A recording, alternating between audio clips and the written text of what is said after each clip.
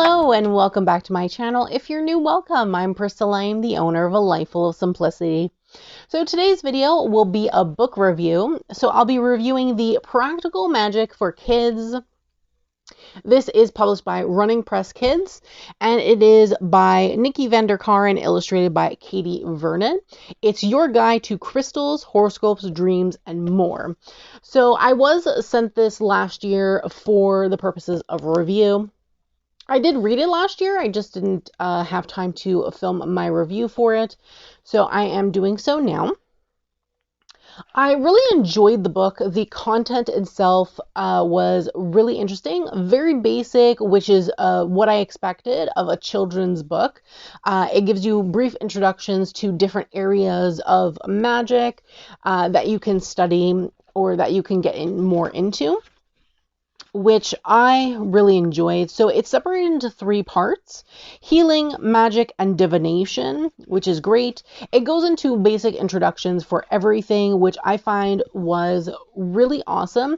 I actually learned quite a bit about some topics that I wasn't really familiar with myself.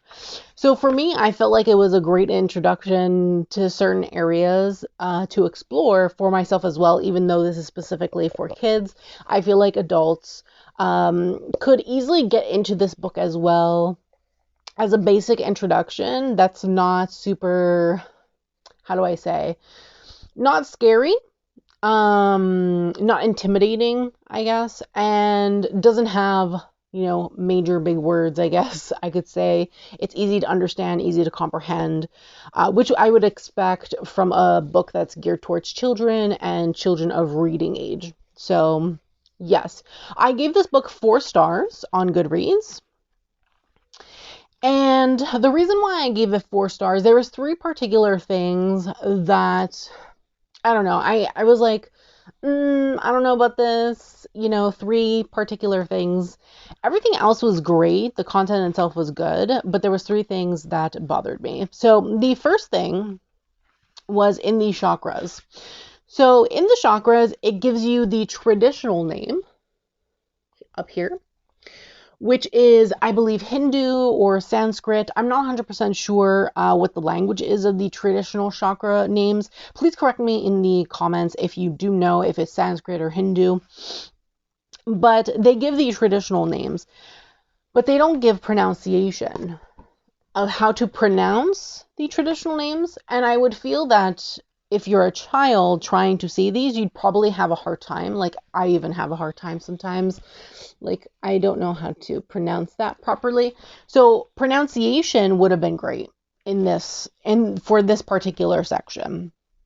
And that was my only qualm with chakras, that there was no pronunciation. For a children's book, I think that's important, especially if you want to teach your child the correct original cultural names of the chakras rather than the westernized names of the chakras, which is root chakra, sacral chakra, throat chakra, those. So I feel like if you want to learn the traditional names of the chakras, that you would give pronunciation. That way a child can actually learn the correct pronunciation of things. The second thing that I had a qualm with was in the astrology section. So the astrology section, specifically in the planet section, it goes through the different celestial bodies and rulers of the signs, right? It goes through the planets. However, there's no Pluto. There's Uranus, Neptune, and all the other planets, but no Pluto. There's a giant empty spot where Pluto could have been put, and there's no Pluto. That really bothered me. I'm currently studying astrology. Obviously, I'm studying astrology from more adult, complicated types of books, but you're teaching children that we should be listening to NASA pretty much. And when it comes to astrology, Pluto is important no matter what NASA is saying. Whether they deem it a planet, not a planet, a dwarf planet, whatever they're saying in the moment, which they change their minds all the time, it seems like, about Pluto, we should still be considering Pluto within the planetary system of astrology because it's in your birth chart. And you can't remove it from your birth chart. So I think that's really important to talk about Pluto and what it means within here. If you were just going to do classical planets, which is what I was thinking originally, why, but you wouldn't include Uranus and Neptune. These are not classical planets. They're not traditional planets, right? The planets literally stop at Saturn for classical planets, if we're thinking classical. So this was like the biggest qualm. The pronunciation, whatever, you know, that's like not a huge thing. I guess you could just Google it if you really wanted to. But the fact that Pluto is missing was just, no, I didn't really like that. That was something that I really, really didn't like, that Pluto was missing. And there's like a huge space at the bottom where Pluto could have been. Like, why is it so blank down here, you know? And that's just really strange to me. Now, the last thing was also in regards to pronunciation. It was in regards to the Wheel of the Year section. So there's a section on the Wheel of the Year. And now the Wheel of the Year gives you the pronunciation. It gives you the pronunciation of the different holidays that take place here. Now, my issue was with the pronunciation of Mabon. Now, here it says pronounced Mabon. Mabon. Now, I watched last year a TikTok from the author Christopher Hughes. He's a well-known author. He writes for Llewellyn specifically, and he's Welsh. And he put up actually a TikTok during Mabon and stated that it's pronounced Mabon and not Mabon. So I wanted to know, is this a regional thing? Is it a regional thing that people pronounce it as Mabon instead of Mabon?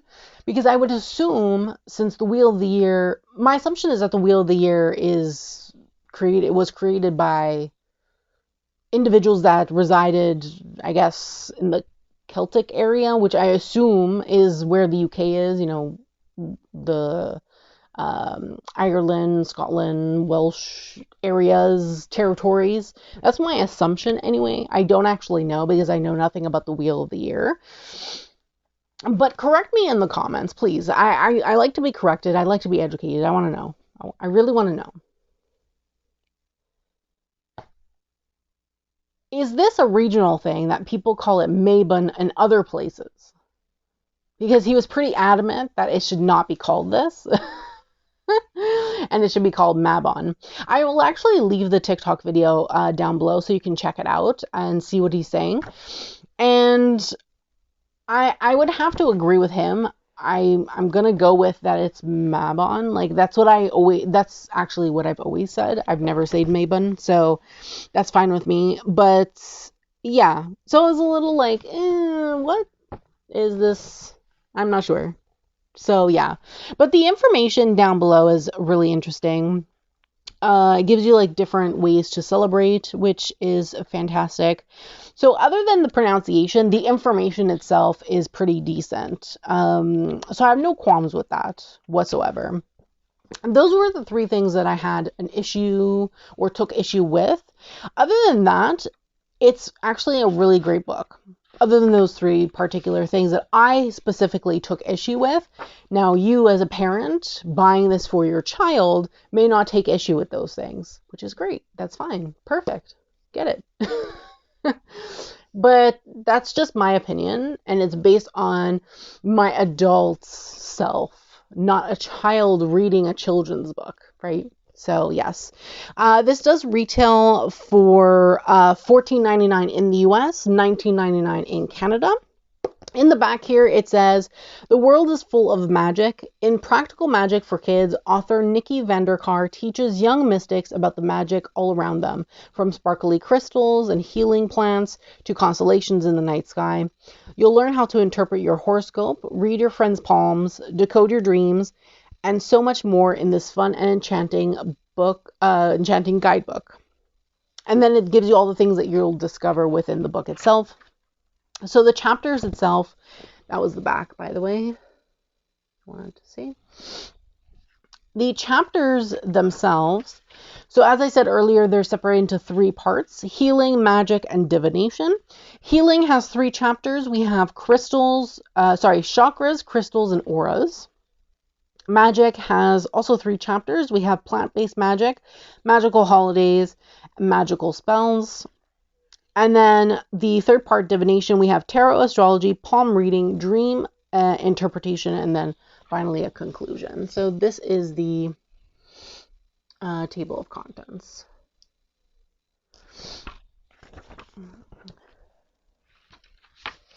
Now I'll just read the introduction because the introduction is pretty short, and I really like the introduction part of the book. So the introduction was, have you ever wondered what your future might hold? Have you stared at the lines on your palm, tracing them and trying to find the path to the person you're meant to be? What was the universe trying to tell you with that strange dream last night? And what are chakras all about anyway? This book is for anyone who has always wanted to live in a world full of magic and possibility. Here you'll learn the basics of the crystal healing, herb magic, and palm reading. You'll learn how to cast a few basic spells, how to see auras, and how to choose a crystal that will give you extra energy. You'll learn how to interpret your dreams, to balance your chakras, and to even chart your stars.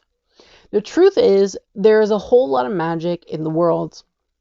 But what exactly do we mean by magic? Is it the slow opening of a flower or a fern? Is it the kind act we do for someone we don't really know? Is it the creation of something that wasn't there before, like a painting or a story or even just an idea? Absolutely, all of that is magic. And then there's magic we look for and bring out in the world just by seeking and exploring and setting our intentions for good. This kind of magic is something you can create for yourself. All you need is a little imagination and a sense of curiosity. Let's explore. So I really like that very much. So I really like the information that there was in regards to chakras. It gave really brief introductions, and I find this is great if you want to learn a little bit about the chakras, but don't want to go either too full into it where you buy like a full chakra book, or you just want basic information. So it gives you the brief introduction of each chakra. It includes the color associated with it, essential oils associated with the sound associated with it, and crystals associated with each chakra, which is fantastic. Then it tells you how to balance your chakras all together. It gives you different activities that you can do for balancing individual chakras, which is really nice. Then we go into crystals. Now the crystals, it gives you like a small list. It's just a 2-page list of the most common ones and their uses. Sorry, there's 3 pages of crystals. So there was the two before, and then this page here. So 3 pages of crystals where it has a list. Then it tells you how to choose a crystal. There's 4 types of crystals that it mentions and goes into. Then we go into auras. The aura chapter is what interests me, I think, the most out of the entire book, because I didn't really know much about auras. It gives you this beautiful illustration here with the different type of auras that there are. And it does talk about these specific types of auras as well. It goes into a little blurb for each. It tells you how to see auras. And goes into the colors. So it gives you the colors.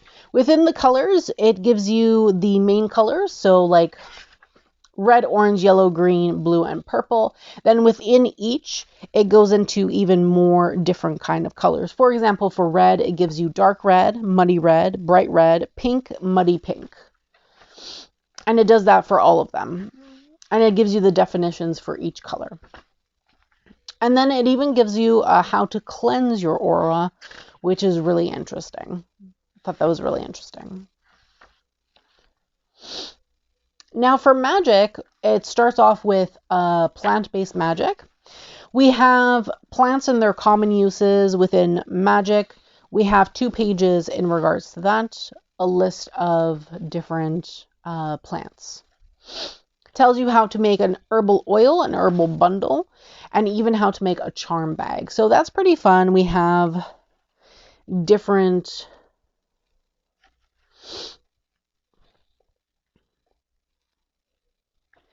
activities that you can do with your child in terms of small magical things.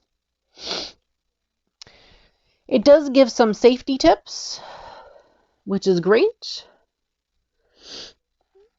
in terms of lighting the bundle.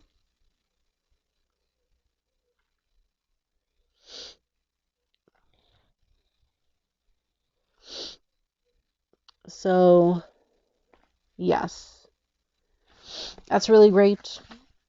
And then it goes into the magical holidays. So for each holiday, it gives you a brief definition of that particular holiday, and plus the ways to celebrate it. So it gives you different activities that you can do. I find this really interesting because when you have kids, you can actually do these activities with them. Now, if you don't have kids, you can do these activities yourself. That's what I would say with that. Then it goes into magic spells after the holidays. So it gives you different ways to cast a spell. So we have like purification, we have style, we have creating a ritual space, protection, invocation, casting, giving thanks, closing the circle. And then it gives some basic spells. So we have a truth spell, a healing spell, protection spell, self-confidence spell. So there's only 4 spells that you can do. Then it goes into tarot. And tarot just really talks about the suits. So it gives like a brief introduction to tarot. And then it goes into the 4 suits. And it goes into the major arcana. Then it gives you a how to read the cards. It gives you 2 options of 3-card readings plus a 8-card guidance spread. Now, since this is geared towards children, I typically, especially children who are beginners, I typically don't think it's a good idea for a child to be doing a spread by themselves. That's 8 cards. That's pretty overwhelming in my opinion. I would say that this would be a fun activity to do with your child, though, if you wanted to do it with your child. Now, if you're an adult, you can do whatever you'd like, but I feel like a child who's just learning tarot would probably get overwhelmed with pulling 8 cards. So definitely an activity to do with a parent, in my opinion.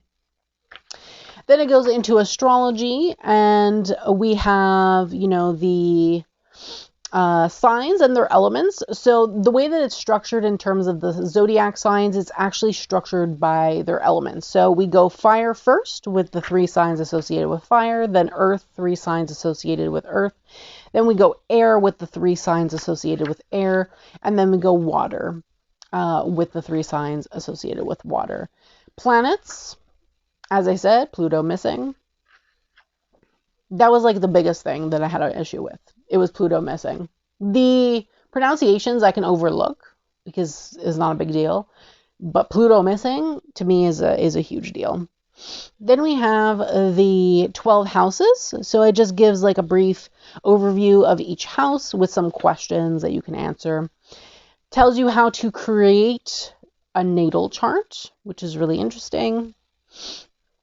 It gives you how to create it by hand. So now this could be a fun activity if you're doing this with your kid.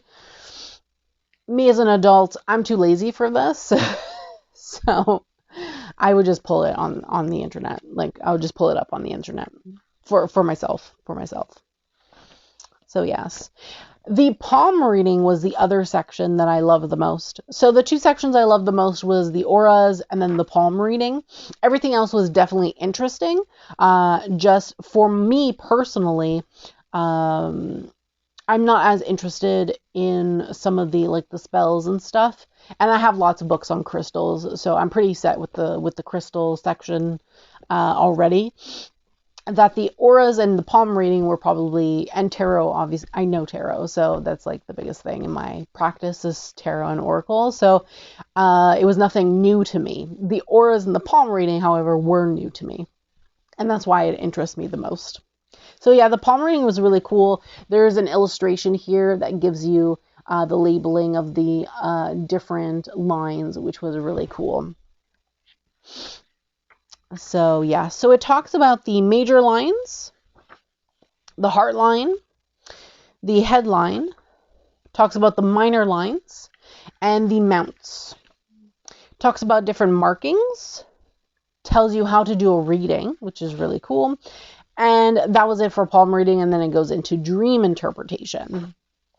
So it gives you some common dream symbols, which is not that many. It's actually only 1, 2, 3, 4, 5, 6, 7. Only 7 common dream symbols. And then it gives you less common, but still fairly common dream symbols, which is only 1, 2, 3, 4, 5, 6, 7. Another 7. So we only have 14 symbols, interpretation symbols for that. I would say that if your child is really interested in dream interpretation, to check out an actual dream dictionary. The one that I have, what's the one that I have in my house? I think it's by Teresa Chung, I think. A to Z, the A to Z Dream Dictionary, I think it's called. That one's a good one. So yes, if you were interested in getting something else that had more dream symbols within them. Then we have how to interpret dreams. And then we have a section on lucid dreaming, which is interesting because this I didn't really know much about. So this interests me, the lucid dreams, but because it wasn't something I knew much about. Then we go into a conclusion. There's a glossary at the back. And then we have some acknowledgements, and that was it. So that was the entire book. That was the entire book of the Practical Magic for Kids. As I said, overall, really great as a basic introduction to children. I think this was pretty fantastic. And then if kids wanted to actually get more in depth into these individual practices, there's definitely other books that they can get into. I know that there's for tarot, there's the Junior Tarot Readers book, as well as I believe there's also one for astrology, a junior astrology book as well, junior readers rather. And I think there's another one also, I think a junior witches book as well. So there is other books by Running Press Kids that go into more in depth into those particular subject matters if you wanted to check those out as well. I will leave those linked down below so you can check them out. The Junior Readers is the only one, the tarot one is the only one that I have and read. And that one's pretty decent in my opinion.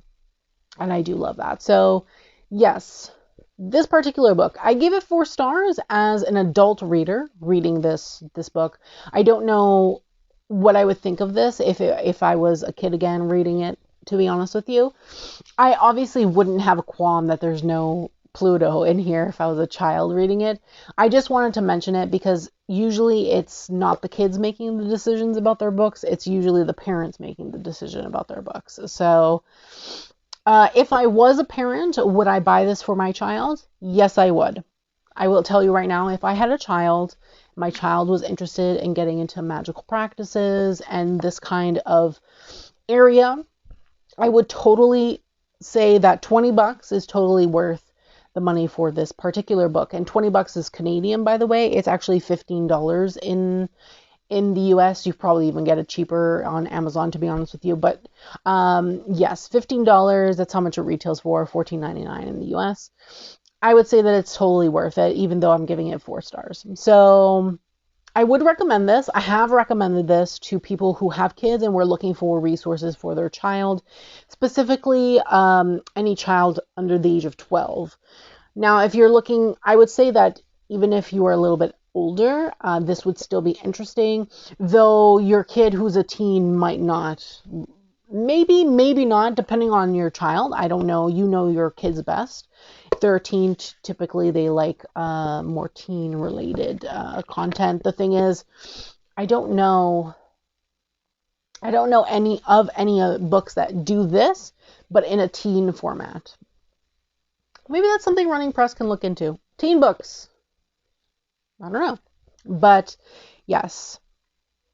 So yeah, I do thank you so much for watching the Practical Magic for Kids. I hope that you enjoyed this review. Let me know what you think in regards to this book and everything that I've stated in the comments below. Are you a parent? I would love to hear from you if you're a parent, because I feel like people who actually have kids, they can actually provide a better opinion than I can. I was reading this from the point of view as an adult that has no kids, but I really enjoyed it. As an adult, I enjoyed this book very much. And now I really want to get into palm reading and look more into auras. So at least that's something, right? That I got something from it. So I do thank you so much for watching. Don't forget to subscribe to my channel. Turn on that bell so you can be notified every time I post a brand new video. And don't forget to give this video a thumbs up, as it's greatly appreciated and helps me in the long run. Thanks so much, and I hope that you have a great day.